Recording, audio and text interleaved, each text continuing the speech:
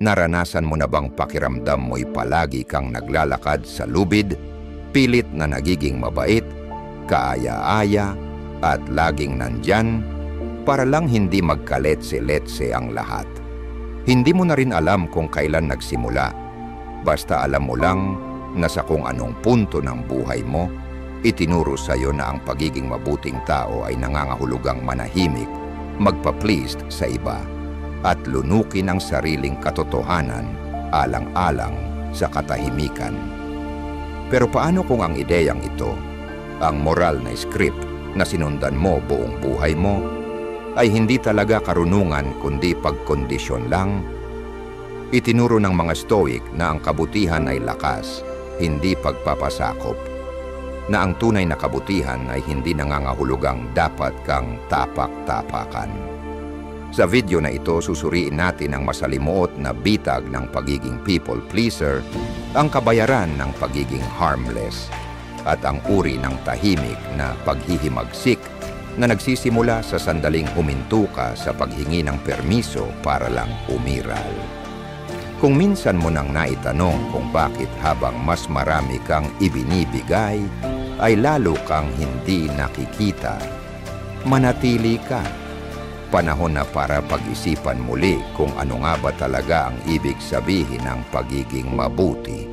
Bahagi 1. Ang Stoic na halaga ng pagiging mabuti. Naitanong mo na ba sa sarili mo kung ano talaga ang iginagalang ng mundo? Luminga ka, hindi sa sinasabi ng mga tao, kundi sa mga bagay na ginagantimpalaan nila. Sino ba ang may kapangyarihan, impluwensya at tinig? Ang pinakatapat, mapagbigay at mahabagin ba? O ang pinakakalmado, malinaw sa kanilang mga hangganan at hindi madaling manipulahin? Mahirap tanggapin ang katotohanan. Hindi sapat ang kabutihan para makamit ang respeto. Sa katunayan, ang bulag na kabaitan na hiwalay sa lakas ay madalas humahantong sa tahimik mong pagkatanggal. Maaring gumugol ka ng maraming taon sa pagiging tapat, matulungin, at laging naroroon. Pero sa sandaling hindi ka nakapaki-pakinabang sa iba, hindi ka lang isinasantabi, binubura ka. Walang sigawan, walang paumanhin, pinapalitan ka lang. Matagal na itong naunawaan ng mga Stoic bago pa ito naging mapait na katotohanan sa modernong panahon. Si Marcus Aurelius bilang emperador at pilosopo ay namuhay na may pusong maawain at kamay na disiplinado. Hindi niya inakalang ang kabutihan ay katumbas ng pagpapasakop. Alam niyang ang kabutihang walang pagkilatis ay nagiging bigat na maaring pagsamantalahan ng iba. Pinalaan din tayo ni Seneca na kailan may hindi mo dapat mawala ang sarili mo sa serbisyo para sa iba. Dahil hindi iyon kababaang loob, kundi pagtataksil sa sarili. Kapag lagi mong sinisikap maging mabuti, palaging sang-ayon, iniiwasan ang alitan, at laging nagsasabi ng oo, hindi mo namamalayang sinasabi mo sa mundo, wala akong epekto, pwede mo akong balewalain, at kung walang bigat, walang respeto. Hindi ka nakikitang tao, kundi kasangkapan. Hindi ka presensya, kundi mapagkukunan. Bakit ba mas nire-respeto ang mga taong malinaw sa kanilang hangganan kaysa sa mga laging nagpapasakop? Bakit ang mga diretsong magsalita ay mas pinapakinggan kaysa sa mga palaging naghahanap ng pag-aapruba? Dahil hindi nila ibinibigay ang dangal nila kapalit ng pagtanggap. Hindi sila nagmamakaawang makita, pinipili nilang maging kita sa pamamagitan ng linaw, prinsipyo at presensya. Ang daang Stoic ay hindi tungkol sa pagiging kinatatakutan, kundi sa pagiging hindi matitinag sa iyong mga pinaninindigan.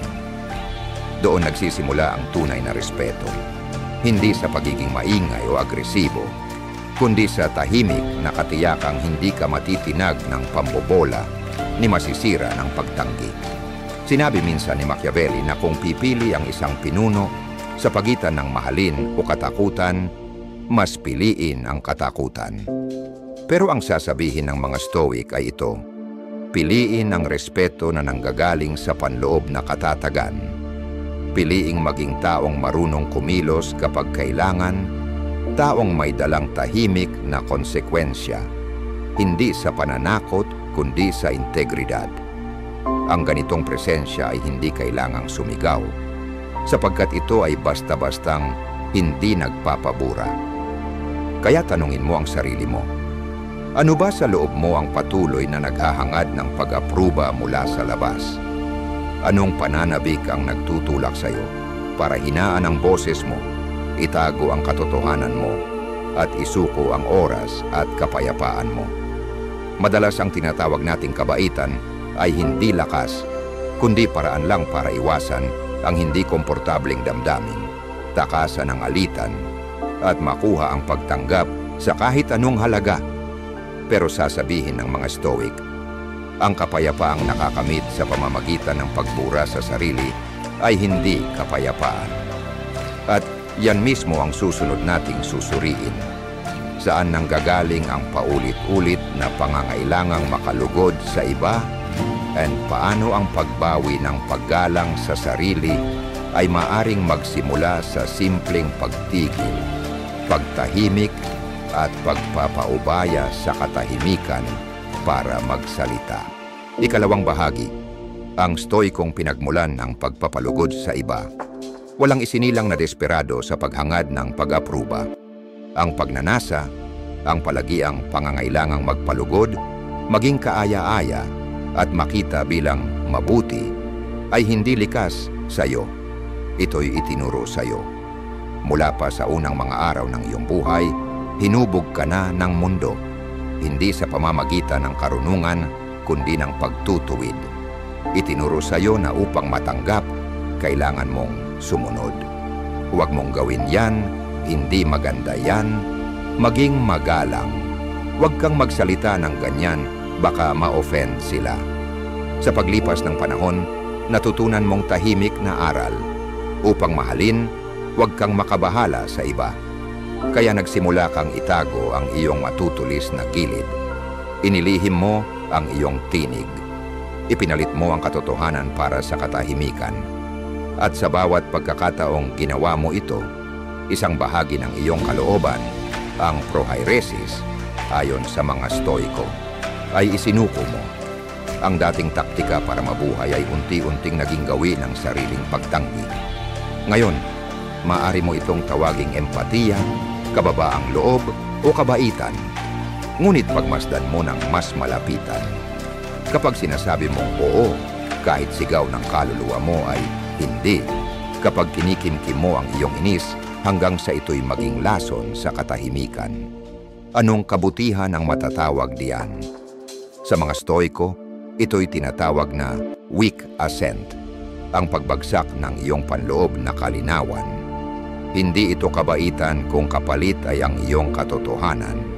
Hindi ito birtud kung kapalit ay ang pagsunod sa takot. Isaalang-alang si Elias, isang lalaking kilala sa kanyang kabaitan. Sa trabaho lagi siyang handang tumulong. Sa pamilya hindi siya sumisigaw. Hinahangaan siya ng mga kaibigan sa kanyang kahinahunan at pasensya. Ngunit sa loob-loob niya, si Elias ay pagod na. Pumayag siya sa mga bagay na hindi niya sinusuportahan. Binaliwala niya ang kawalang galang para lamang mapanatili ang kapayapaan. Isang gabi, matapos na naman siyang hindi mapansin para sa promosyon, hindi siya nagalit, wala siyang naramdaman. Doon niya napagtanto, hindi lamang niya pinatahimik ang kanyang sakit, pinatahimik na rin niya ang kanyang sarili. Ganito ang nangyayari kapag inihalin tulad mo ang pagtanggap sa halaga ng sarili. Nagsisimula kang maniwala na ang pagiging kaaya-aya ay makapagliligtas sa iyo. Ngunit ang kaligtasang binuo sa katahimikan ay isang kulungan. Binalaan tayo ni Seneca, ang laging sumasang-ayon sa karamihan kahit sa panahon ng kasayahan ay naghahanda na sa kanyang pagbagsak. Ang takot na hindi magustuhan ay hindi kababaang loob ng isang Stoiko. Isa itong pagkaalipin sa opinyon ng iba. Iniuuna nito ang hatol ng iba kaysa sa sarili mong katuwiran, ang iyong logos, at winawasak ang iyong integridad. Tanungin mo ang sarili mo, bakit nakakaramdam ka ng guilt kapag nagsasabi ka ng hindi? Bakit tila pagtataksil ang pagpapahayag ng hindi pagsang-ayon? Bakit parang kasakiman ang pagpapahalaga sa sarili? Sasabihin ng mga Stoiko, dahil naligaw ka ng sentro, napagkamalan mong birtud ang pagtatanghal, at ang pagtatanghal na ito'y nakakapagod dahil wala itong katapusan. Ngayon gusto ka nila, bukas hindi. At sa lahat ng ito, unti-unting nalalanta ang tunay mong sarili sa dilim. Ang maskarang ito ng kabutihan, makintab, magalang, tahimik, hindi kailanman sanyo. Ito'y tinahim mula sa takot. Takot sa pagtanggi, takot sa pagkakaalis, takot na hindi sapat. Ngunit ang takot ay hindi gurong Stoiko. Binabaluktot nito ang pananaw humahantong sa maling mga pasya at ninanakawan ka ng ataraksya. Ang panloob na kapayapaang bunga ng pamumuhay ayon sa sarili mong may pag-unawang pasya. Ang tunay na birtud ay hindi yumuyuko para lamang sa pag-apruba. Ito'y matatag. Si Marcus Aurelius, kailanman ay hindi humiling na mahalin siya. Ang hiningi niya, maging makatarungan. Si Epictetus, hindi nakiusap sa iba na unawain siya. Ang focus niya, ang unawain ang sarili. Ito rin ang tungkulin mo. Ang bawiin ang iyong isipan, ang iyong mga pinahahalagahan, ang iyong tinig. Maaring hindi maunawaan ng mundo ang iyong hangganan. Hayaan mo. Ang kapalit ng pagpapalugod sa lahat ay ang tuluyang pagkawala ng sarili. May mas mabuting daan. At upang matuklasan ito, kailangan nating pag-aralan hindi lang ang mga Stoiko kundi pati na rin sina tulad ni Machiavelli na nakaunawa na ang anyo ay isang uri ng yaman. Ngunit yaman na dapat pamahalaan, hindi sambahin. Sa susunod na bahagi, matututuhan natin kung ano ang maituturo sa atin ng The Prince tungkol sa pagtakas mula sa bitag ng pagiging mabuti sa mata ng iba at sa halip ay igalang bilang isang taong kumikilos ng may linaw, presensya at walang pag-aalangan. Ikatlong bahagi, ang lakas ng Stoiko sa likod ng ilusyong kabutihan. Kung naglalakad ka pa rin sa buhay na naniniwala na automatikong kikilalanin at gagantimpalaan ang iyong moral na integridad, huminto ka muna. Kailanman ay hindi nangako ang mga Stoiko na pararangalan ng mundo ang iyong birtud. Sa halip, itinuro nila na ang matalinong tao ay dapat may dalang parehong birtud at pagbabantay. Dahil madalas, mas pinahahalagahan ng mundo ang anyo kaysa sa diwa. Si Marcus Aurelius, isang pilosopong emperador na namuno ng may habag at tapang, ay sumulat, "Huwag mong aksayahin ang oras sa pagtatalo kung ano ang dapat na mabuting tao. Maging isa ka." Ngunit kailanman ay hindi niya sinabi na ang pagiging mabuti ay magbibigay sa iyo ng proteksyon. Alam niyang mabuti man ang hangarin ng isang tao, kapag mukhang mahina, madalas ay itinuturing siyang mahina rin. Maaring kumilos ka ng patas, maaring mabuhay ka ng tapat. Ngunit kung ang iyong presensya ay walang bigat, kung madali kang balewalain, ikaw ay babalewalain. Mas pinaigting pa ito ni Epictetus.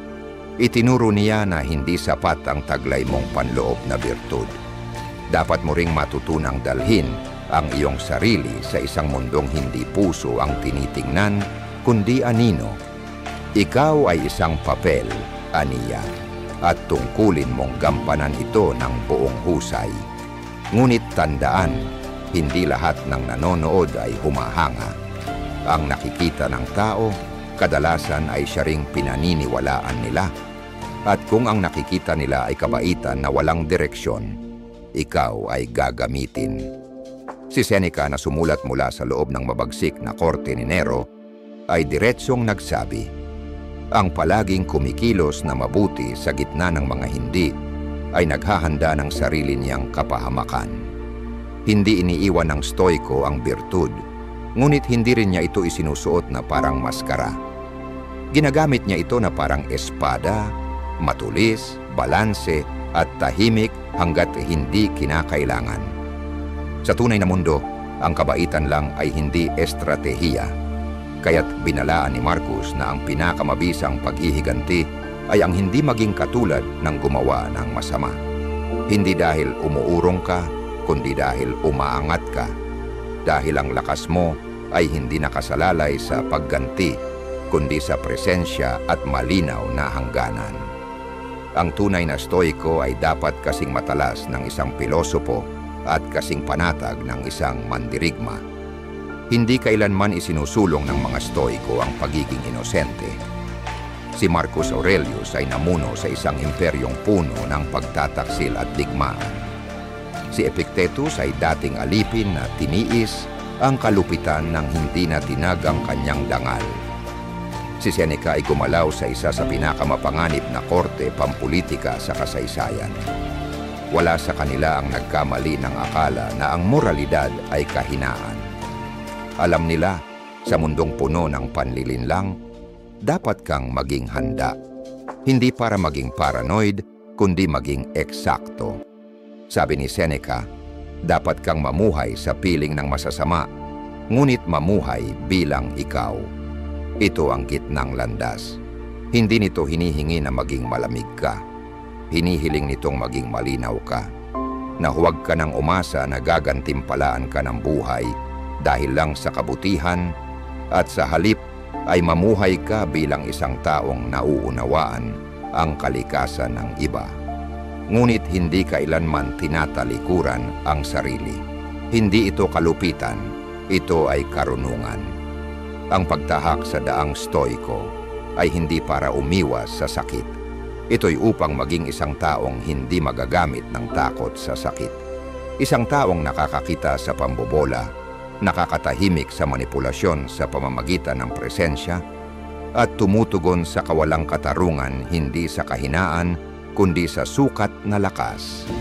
Kaya hindi mo kailangan maging malupit, pero kailangan mong tumigil sa pagiging bulag.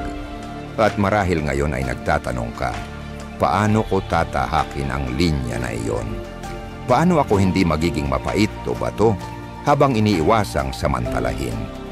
Iyan ang susunod nating katotohanang haharapin na may daan sa pagitan ng pagpapasakop at agresyon. At nagsisimula ito sa sandaling itigil mo ang paghingi ng paumanhin para sa pagkakaroon mo ng gulugod.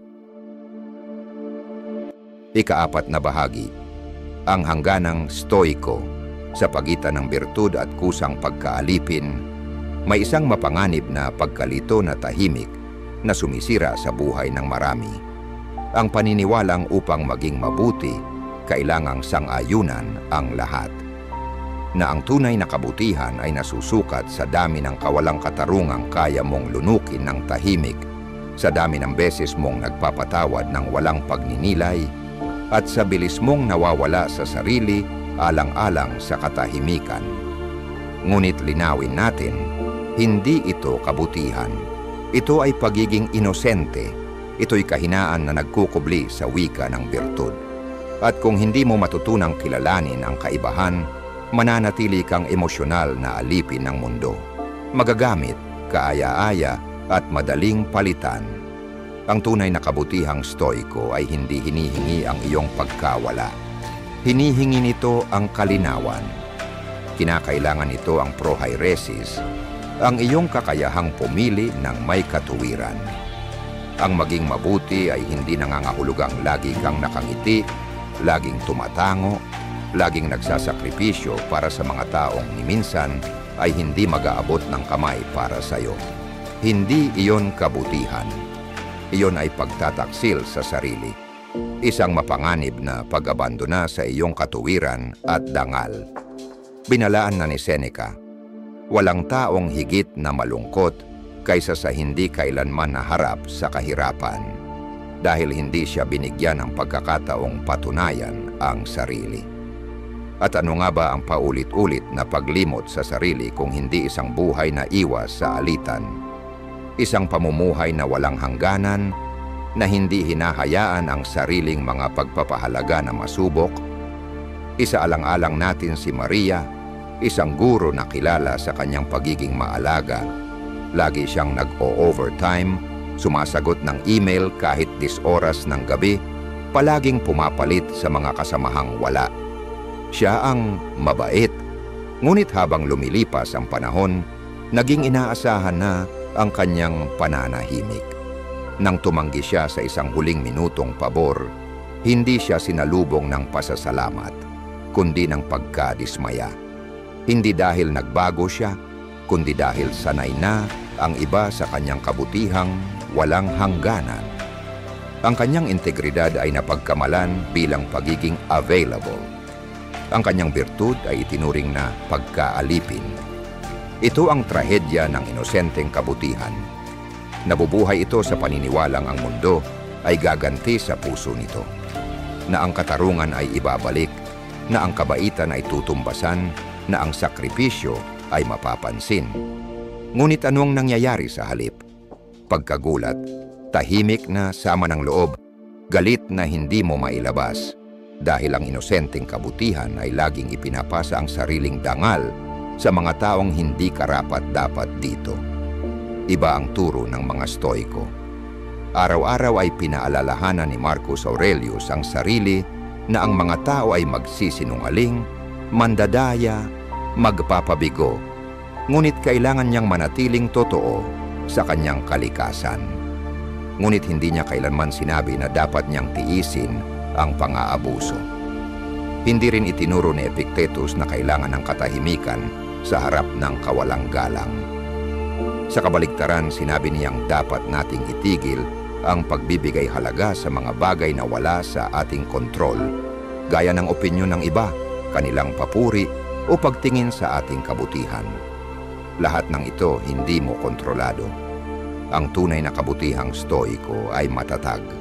Nagtatakda ito ng hangganan. Nagsasabi ito ng hindi. Lumalayo ito kapag kailangan.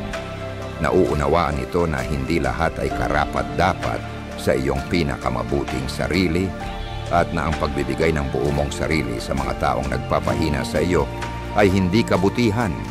Ito'y kapabayaan sa sariling kaluluwa. Oo, maaari kang maging makatarungan, mahabagin, at matatag sa prinsipyo ng hindi nawawala ang respeto ng iba at minsan pati ang takot nila.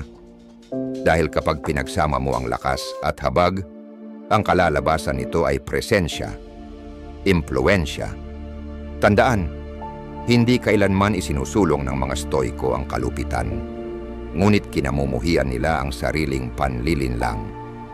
At wala nang mas mapanlinlang kaysa sa paniniwalang ang kabutihan ay nangangahulugang tanggapin ang panlalait ng tahimik. Ang tanong ngayon ay diretsong masakit. Ang kabaitan mo ba ay nagpoprotekta sa iyong dangal o ibinubunyag ang iyong kahinaan? Nakatayo ba ito sa lakas o sa takot na hindi ka tatanggapin kung magtatakda ka ng linya? Dahil kung ang bersyon mo ng kabutihan ay ang pagtanggap ng tira-tira, ang pagtatago ng galit, ang pag-abswelto sa kawalang galang ng iba habang pinapatahimik mo ang sariling pangangailangan, hindi ka mabuti, inaapi ka, at ang pagkaapi ay walang puwang sa buhay na Stoiko. Ngunit may ibang daan. May isang lugar kung saan hindi mo kailangang talikuran ang iyong mga pagpapahalaga o yumuko para kaninuman. Isang lugar kung saan nagsasalubong ang tapang at habag. Kung saan makapagsasalita ka ng malinaw, hindi kailangang malakas. Kung saan kaya mong magmahal ngunit hindi kailanman magmakaawa, tumulong ngunit hindi magpagamit, magpatawad ngunit hindi makalimot. Sa susunod na bahagi, tatahakin natin ang gitnang landas na ito ng magkasama. Pag-uusapan natin kung paano tumigil sa pagiging mabait nang hindi naging matigas at kung paano muling bawiin ang iyong espasyo sa mundo. Kalma, may layunin, at walang pagtataksil sa sarili. Dahil ang buhay mo ay hindi nangangailangan ng dagdag na pagkamagalang. Ang kailangan nito ay lakas na nakaangkla sa birtud. At dito ito magsisimula. Ikalimang bahagi, ang stoikong daan patungo sa lakas ng loob. Marami sa mga nagising sa katotohanan ng kanilang pagsunod ang nahuhulog sa isang banayad na bitag. Pagkatapos ng mga taon ng pagsasabi ng oo kahit ang ibig ay hindi, ng pagpapayag na ma-erode ang kanilang kapayapaan para sa kapakanan ng iba, nagpasya silang hindi na muling mangyari ito. Ngunit ang susunod ay hindi palaging lakas. Kadalasan ito ay ang kabaligtaran na maskara. Nagiging matigas, malamig, at iwasan nila ang iba. Naniniwala sila na upang makawala sa pagiging masyadong mabait, kailangan nilang maging walang pakiramdam. Ito ang itatawag ng mga stoiko na isang reaksyon mula sa hindi balanseng estado, hindi mula sa karunungan. Hindi ito pagbabago, ito ay overcorrection. At tulad ng lahat ng mga labis, ito ay isang anyo ng pagkaalipin dahil kapag iniiwasan mo ang iyong kalikasan para sa kaligtasan, hindi ka pumapasok sa kapangyarihan. Nagiging protektado ka gamit ang pag-iwas, hindi iyon kalayaan. Takot iyon na nakatakip ng maskara. Ang tunay na paglaya ay hindi dumating sa pagiging kabaligtaran ng kung sino ka, kundi sa pagbabalik sa iyong sentro. Isinulat ni Seneca, walang taong malaya na alipin ng kanyang mga reaksyon. Ang kalayaan ay kumilos mula sa pagpili, hindi mula sa sugatang reflex. Ito ay kapag tumigil ka na sa pagpapakita ng birtud para sa iba at nagsimula kang mamuhay na naka-align sa iyong sarili, hindi nag-a-apologize. Kaya paano ka titigil sa pagiging mabait nang hindi itinataksil ang iyong esensya? Una, bawiin ang iyong boses. Maaring tinuruan kang ang magsalita, magtakda ng hangganan, o sumalungat ay pagiging makasarili. Ngunit ang makasarili ay hindi ang pagtatanggol sa iyong sarili. Ang makasarili ay ang magpahayag ng nais na manatili ang iba sa ilalim mo para lamang manatili kang komportable. Nauunawaan ng stoiko na ang pagsasabi ng katotohanan ng walang kalupitan ay hindi kayabangan. Ito ay dangal. Kapag sinabi mong, hindi ko tinatanggap ito, hindi ka nagdudulot ng pinsala. Pinaparangalan mo ang iyong katuwiran, ang iyong prohairesis, na siyang puso ng lakas ng stoiko. Pangalawa, matutunan ang sining ng pagtanggi. Ang hindi ay hindi isang pader. Ito ay isang pahayag ng pagpapahalaga. Hindi ito kailangang isigaw o ipaliwanag. Ang isang tahimik at matatag na hindi na isinabi mula sa kalinawan ay may higit na kapangyarihan kaysa sa 1,000 paliwanag. Pinaalalahanan tayo ni Marcus Aurelius, kung hindi ito tama, huwag gawin. Kung hindi ito totoo, huwag sabihin. Ang pahayag na ito ay nauukol hindi lamang sa iyong mga hangganan, kundi pati na rin sa iyong ugali. Ang mga hindi natutong magsabi ng hindi ay palaging magiging saksi ng mga hindi kailanman maghahanap ng pahintulot. Pangatlo, pansinin kung sino ang tutol sa iyong pagbabago. Kapag nagsimula kang magbago, kapag hindi mo na pinapaliit ang iyong sarili, magkakaroon ng mga taong magre-react. Tatawagin kanilang mahirap, nagbago, makasarili. Ngunit tulad ng sinabi ni Epictetus, hindi ang sinasabi nila ang mahalaga, kundi kung paano ka tumugon. Ang mga ito ay hindi palatandaan ng kabiguan. Ito ay patunay na binabasag mo ang tahimik na kasunduan na nagpapahintulot sa iba na makinabang mula sa iyong pananahimik. Ang paglago para sa mga umasa sa iyong pagsunod ay parang pagkakanulo. Huwag gawing pagkakamali ang kanilang kakulangan ng saya sa iyong desisyon. Isalaysay natin ang halimbawa ni Lena, isang kaibigan na laging nagsasabi ng oo. Siya ang mapagkakatiwalaan, ang tumulong, ang tagapakinig, ang hindi kailanman humihingi ng kapalit. Ngunit nang magsimula si Lena na magtakda ng oras para sa sarili, tumanggi sa mga imbitasyon, magpahayag ng hindi pagsang-ayon, at magbigay prioridad sa pahinga, sinabi ng isa sa kanyang pinakamalapit na kaibigan, "Nagbago ka." At talagang nagbago siya. Hindi siya naging malupit, hindi siya naging malamig. Sa wakas, siya ay naka-align. At sa kauna-unahang pagkakataon, nirerespeto niya ang sarili kaysa sa bersyon ng kanyang sarili na gustong makita ng iba. Pang-apat, itigil ang paghahangad ng universal na pangunawa. Hindi lahat ay maiintindihan ang iyong ebolusyon. Hindi nila ito kailangan.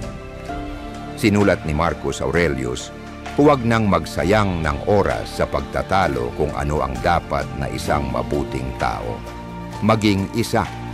Ang iyong layunin ay hindi magpanatili ng mga anyo. Ang layunin mo ay magpanatili ng pagkakahanay. Hindi mo kailangang manatili tapat sa bersyon mo ng sarili na nagpapa-comfort sa iba. Ang iyong katapatan ay sa sarili na matatag, kahit pamali ang kanilang pagkaintindi. Panglima, palitan ang pagnanasa ng pagtanggap ng isang pangako sa pagiging totoo. Kapag kumilos ka mula sa katotohanan at hindi mula sa kasiyahan ng iba, maaaring maguluhan ang iba. Ngunit makakapagbigay inspirasyon ka sa marami. At ang pinakamahalaga, irerespeto mo ang iyong sarili at ang paggalang sa sarili ay ang tanging uri ng paggalang na hindi maaring ipagkait ng sinuman. Hindi hinihiling ng paglalakbay na ito na maging magaspang ka. Hinihiling nito na maging buo ka. Hindi kailanman inutusan tayo ni Seneca na maging katatakutan. Ang sinabi niya ay maging matatag. Hindi kailanman inutusan tayo ni Marcus Aurelius na magpakasaya. Ang sinabi niya ay mamuhay ayon sa pinakamataas na katuwiran natin. Ngayon dumating na ang turning point, ang pagpili sa pagitan ng patuloy na pagbibigay ng sarili sa ngalan ng pagiging mabait o ang wakas na hakbang patungo sa presensya na hindi humihingi ng atensyon o nagpapakumbaba para sa pagpapahalaga. Dahil ang nakataya ay hindi lang kung paano ka nakikita ng iba. Ang nakataya ay kung mamumuhay ka ba sa iyong maikling buhay na pinamumunuan ng mga inaasahan ng iba o pinamumunuan ng iyong sariling panloob na kalinawan. Ika-6 na bahagi, ang stoikong pagpapasya na bawiin ang iyong sarili. Tama na ang pagpapanggap. Hanggang kailan mo pa itatago ang iyong sarili sa maskara ng mabait na tao? Laging mahinahon, palaging nandiyan, laging tumatanggap. Hanggang kailan mo ipagpapalit ang iyong oras, boses, at dangal para lamang mapanatili ang isang imahe na hindi mo naman tunay na pag-aari, kundi isang imahe na inaasahan ng mundo mula sa iyo? Ito ay hindi birtud. Hindi ito kabutihan. Ito ay pagkaalipin, isang tahimik na pagkakabilanggo na pinalamutian ng magalang na papuri para sa pagiging predictable, para sa hindi pagiging banta, para sa pagiging madaling kalimutan. Pero heto ang katotohanan na wala nang nais magsabi. Walang darating upang palayain ka. Wala nang magbibigay gantimpala sa iyong pananahimik. Wala nang magbabalik sa iyo ng mga taon na ibinigay mo para magpasaya ng iba. Dahil habang ginagawa mong kapaki-pakinabang ang iyong sarili para sa iba sa kapinsalaan ng iyong sarili, palaging mayroong handang gumamit sa iyo. Hindi iyon kalupitan. Iyan ang kalikasan ng mundo. At tulad ng paalala ng mga Stoiko, ang kalikasan ay hindi umaangkop sa iyong mabubuting intensyon. Tumugon ito sa iyong mga aksyon. Pwede mong ipagpatuloy ang pagganap ng papel na isinulat ng lipunan para sa iyo. Tahimik, walang kapakinabangan, laging maunawain, walang katapusang mapagpasensya. Pero maghanda ka na mapansin. Maghanda na maramdaman ang sama ng loob na tahimik na magsisira ng iyong mga araw, mawala sa loob ng kabutihang itinuring mong magpoprotekta sa iyo. O kaya, magising ka. Mag-take ka ng desisyon na ang iyong pagiging mapagbigay ay hindi na magiging automatiko, na ito ay magiging isang bagay na ialok hindi kunin. Ang iyong kabutihang loob ay magmumula sa lakas, hindi takot. Hindi mo nahihingi ng pag-apruba ng iba tulad ng isang nagmamakaawang nasa pintuan ng pagtanggap. Dahil ang kalayaan, ang uri ng kalayaan na itinuro ng Stoiko, ay hindi matatagpuan sa pagpapasaya sa iba. Matatagpuan ito sa paggalang sa sarili. At sa sandaling tumigil ka sa paghiling ng pahintulot upang mabuhay, iyan ang oras na magiging hindi matitinag ka. Kung ang mensaheng ito ay nagbigay ng kilos sa iyong puso, huwag ka lang umalis. Mag-subscribe at manatili sa amin. Marami pang katotohanan ang naghihintay.